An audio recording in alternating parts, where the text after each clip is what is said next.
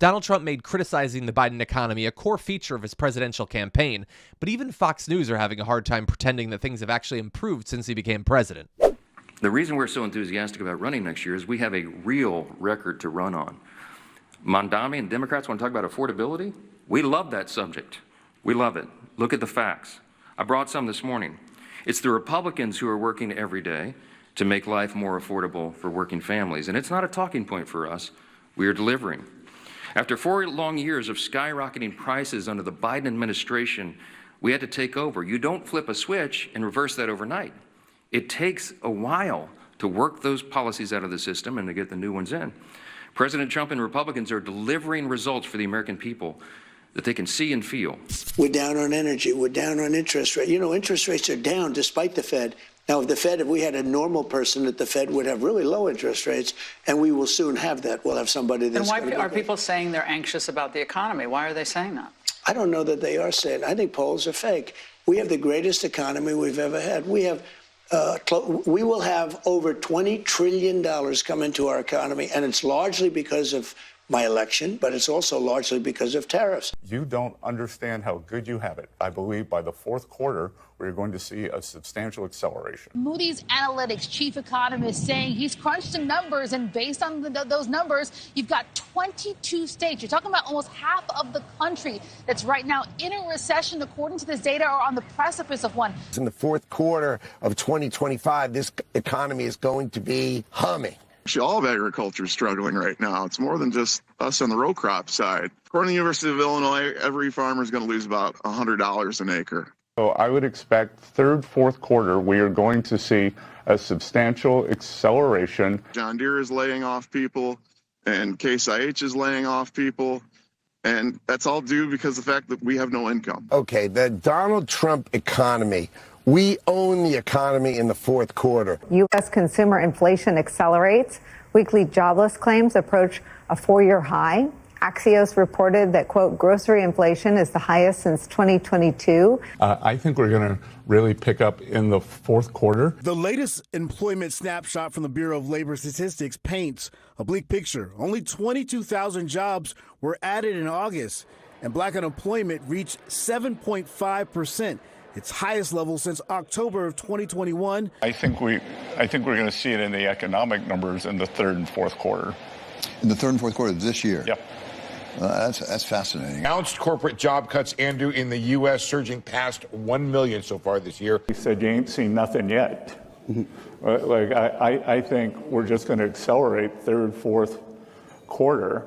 With 153,000 new layoffs announced just in October, according to Challenger. That is the worst October since 2003. In the fourth quarter, you will feel the power of Donald Trump's economy. Prices are up in the United States. For coffee, it's up almost 20%.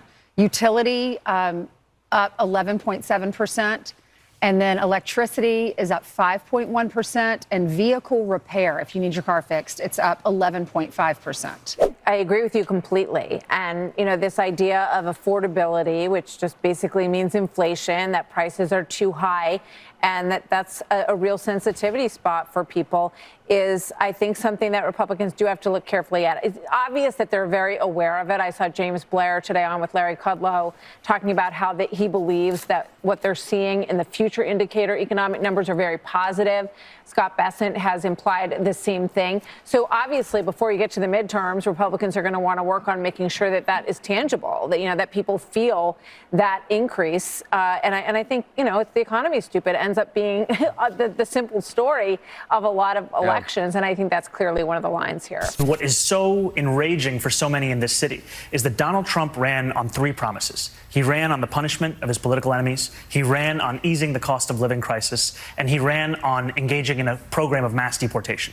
It's that second promise of the cost of living crisis that brought so many to his campaign. And yet he's unable and unwilling to deliver on that because he's beholden to the very billionaires that are profiting off of that crisis. So what he's doing is focusing entirely on this agenda of punishment and cruelty. Mr. Secretary, it's not news anchors at NBC saying it. It's the voters a week ago saying life is too expensive in this country. So do you believe the idea that voters are saying affordability is a problem for me is a con job? I believe even this morning you had 2 people come on and say, well, I look at the price at the pump and I know costs are up. Well, gasoline's down, so that is a con job, and I think that's what's frustrating. So you don't believe that all the people who went to vote last Tuesday on the issue of affordability, my rent's too high, I can't afford to buy a house, groceries are too expensive, you think they're just misperceiving what's happening in their lives? I think that that we inherited an affordability crisis. We have slowed the price increases down, and they are going to continue to slow down, and that real working class wages will go up, and that will address the affordability issue. And I think this is what Democrats are afraid to do.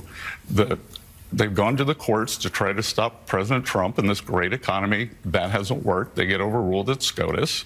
We go to the media, who carries their water. That hasn't worked, so they shut down the government and hurt the economy.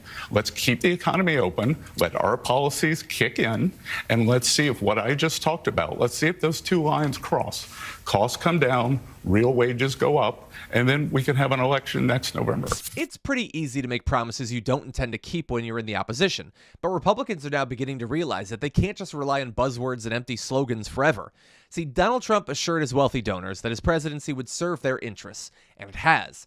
Massive tax cuts for the rich have been funded by slashing vital services and infrastructure, hurting the most vulnerable while padding the pockets of billionaires. Democrats now have an opportunity to counter Trump's hateful, harmful rhetoric and disastrous policies with real effective alternatives. Zohran Mamdani's successful New York mayoral campaign shows how powerful a clear message and moral clarity can be in winning elections. Policies like Medicare for All remain overwhelmingly popular, and as skyrocketing premiums are set to make healthcare unaffordable for millions, Democrats should push for a plan that not only alleviates suffering and saves lives in the short term, but offers a sustainable, hopeful vision for the future. In other words, they need to abandon their corporate lobbyists, think tanks, and consultants, listen to the people that they're actually representing, and give people a real reason to vote for them.